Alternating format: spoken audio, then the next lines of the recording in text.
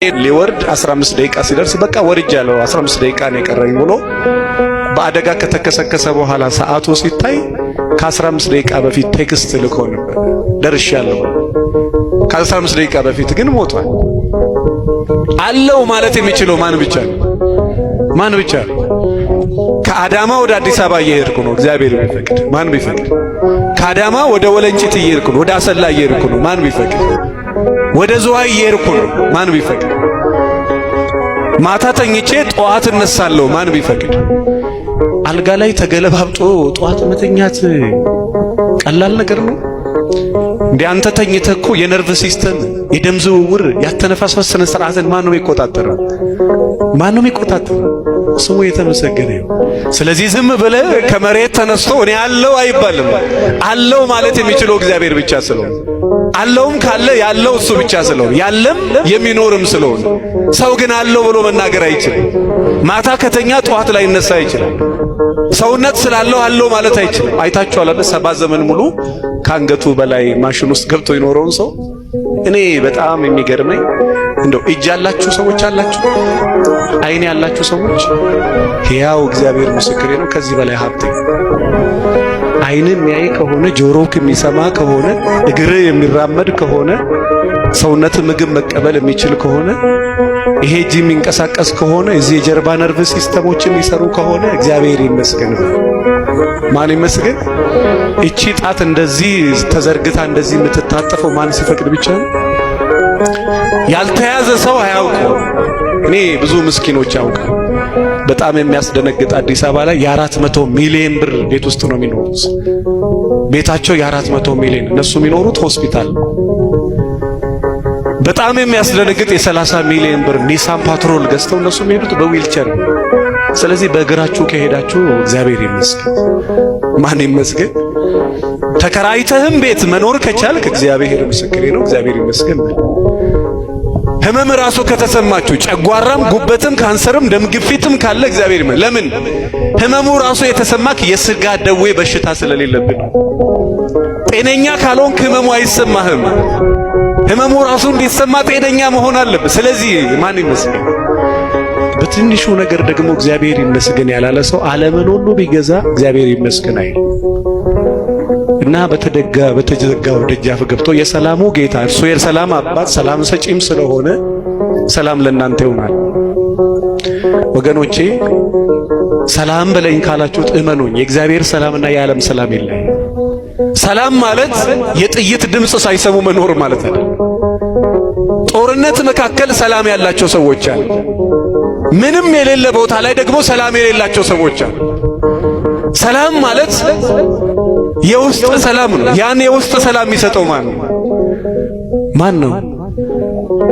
አዲስ አበባ ላይ አንድ ጊዜ መገናኛ አካባቢ ከአያት ተንደርዶ የሚመጣ ትልቅ ሲኖትራክ እንደዚህ ካወቃችሁ ይሄ ወደ መገናኛ አደባባይ፣ ይሄ ደግሞ ወደ 22 የሚያስኬድ ምስልና እዚህ ስር የተኛ ልጅ አለ። መኪናው ክስክስ ብሎ በቃ እስከ ቦዲው እንጨቱን እስከ ጫነ ድረስ ገብቷል። እና መኪናው በእንትን ክሬን ጠዋት ሲነሳ ልጁ ከእንቅልፉ አለቀ። ፍሬን በጥሶ መኪናው ተጋይቶ ሹፌሩ ሞቶ ረዳቱ ሞቶ መኪናው ተከስክሶ እዛ ስር ልጅ ተኝቶ ነው። መኪናው ከተነሳ በኋላ ሞቷል ብለው እንዶ ጨርቅ ራሱ እየደረቡ በኋላ ልጅ ከእንቅልፍ እንደሚነቃ ሰው አይኑን እየጠራረገ። እዚህ መካከል እግዚአብሔር ይጠብቃል። ማን ይጠብቃል? ማን ይጠብቃል? እግዚአብሔር። ወገኖቼ በተደጋው ደጃፍ ገብቶ ሰላም ለእናንተ ይሁን ይበላል። የኔ ቤት ሰላም ይፈልጋል፣ እናንተም የኔ ቤት ሰላም ይፈልጋል የምትሉ ከሆነ የሰላሙን ጌታ ወደ ቤቴ ይገባል። ምን እንማራለን? 2 ነገር ልንገራችሁና ትምህርቴን ጨርሳለሁ። ሌላ ጊዜ በሰፊው እንማማራለን።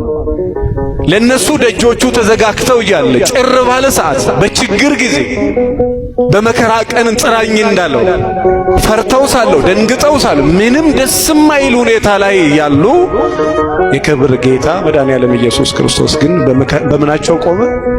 በመካከላቸው።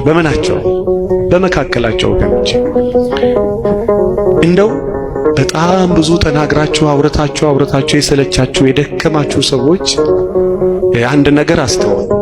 እግዚአብሔር ብቻ የሚመልሰው ጥያቄ ያለ ባንተ ሕይወት ውስጥ። ማን ብቻ? ሰው በታሪክ መቼም ቢሆን የከተማው ባለስልጣን በጣም ዲፕሎማቶች፣ በጣም የተማሩ ሰዎች፣ ትልልቅ ሰዎች የማይመልሱት በእናንተ ሕይወት ውስጥ እግዚአብሔር ብቻ የሚመልሰው ጥያቄ ነው። ማን ብቻ? እሱን ጥያቄ ከእግዚአብሔር ውጪ ሰው ከጠየቅ እንደው ከንቱ ድካም ነው የምትደክመው። በመካከላቸው ቆመ። ችግራቸው ማን ነው? ያጡት ማን ነው? እርሱን ነው ያጡት። እርሱ ምን አለ? በመካከላቸው ቆመ። የሰላሙ ጌታ ሰላም ለእናንተ ይሁን ብሎ በመካከል እነሱ ደስ አላቸው። ምን አላቸው? እንኳን እግዚአብሔር ሲመጣ እኮ የምትወዱት ሰው ሲመጣ ደስ ይላል አይደለ? እንኳን እግዚአብሔር ሲመጣ እንኳን እግዚአብሔር ወደ ሕይወቴ መጥቶ እንዲህም ደስ ይለኛል የሚሉ ሰዎች አሉ አይደለ? ጥቂት ጊዜ ታይታችሁ በኋላ እንደሚጠፋ እንፋሎት ናችሁና፣ ነገር ግን እግዚአብሔር ቢፈቅድ ይሄንን ወይም ያንን እናደርጋለን በሉ። ማን ቢፈቅድ? ስትነግዱ እግዚአብሔር ቢፈቅድ ነግደን እናተርፋለን በሉ። እግዚአብሔር ቢፈቅድ ወልደን እንስማለን በሉ። እግዚአብሔር ቢፈቅድ በሰላም ወጥተን በሰላም እንገባለን በሉ። እግዚአብሔር ቢፈቅድ ይሄን እናደርጋለሁ በሉ ይላል። ማን ቢፈቅድ? እግዚአብሔር ፈቅዶ ጥቂቷን ደቂቃ ከዚህ ዓለም ማርና ከዚህ ዓለም ወተት የሚጣፍጠውን ድምፁን እንድንሰማ እግዚአብሔር ሁላችንንም ይርዳን። እንግዲህ ወገኖቼ እግዚአብሔርን ስንሰማ እንደ እግዚአብሔርነቱ ነው የምንሰማውና እንደ እግዚአብሔርነቱ፣ ምክንያቱም ተናጋሪው ራሱ መንፈስ ቅዱስ ራሱ እግዚአብሔር ስለሆነ። ለዛ ነው በዕብራውያን ምዕራፍ 4 ከቁጥር 12 ላይ የእግዚአብሔር ቃል ሕያው ነውና የሚሰራም ሁለት አፍ ካለው ሰይፍ ሁሉ ይልቅ እጅግ የተሳለ ነው፣ መንፈስንና ጅማትን ቅልጥምንም እስኪሰብር ድረስ ይዋጋል፣ የልብን ሐሳብና ስሜት ሁሉ ይመረምራል። የማን ቃል? የማን ቃል? የእግዚአብሔር ቃል ሕያው ነውና የሚሰራም በሁለት በኩል እንደተሳለ ሰይፍ መንፈስንና ጅማትን ቅልጥምንም እስኪሰብር አጥንትን እስከሚለይ ድረስ ይዋጋል፣ የልብን ሐሳብና ስሜትን ምን ይላል? ይመረምራልና በዚህ ደረጃ መመርመር የምትፈልጉ ከእግዚአብሔር ጋር መሆን የምትፈልጉ ሐሳቦቻችሁን ሰብሰብ አድርጋችሁ እኔም እናንተም በጋራ እንማራለን። እግዚአብሔር